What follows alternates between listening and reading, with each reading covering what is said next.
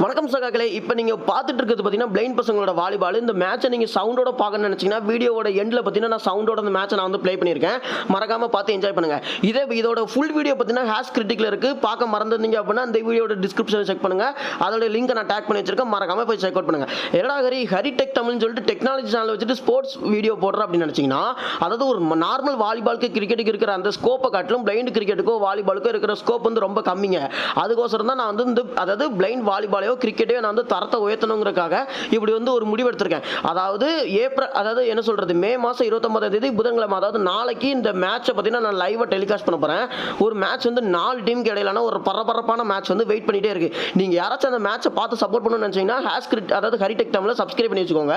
அதுக்கப்புறம் இந்த live stream பிடிச்சிருந்தா பிடிக்கல அப்படிங்கிறத அதை பேஸ் பண்ணி thumbs up and thumbs down கொடுத்தீங்க அப்படின்னா பார்க்குற வியூவர்ஸ்க்கும் சரி, ஆஸ் அ கிரியேட்டருக்கும் சரி, எனக்கும் நல்லா இருக்கும்.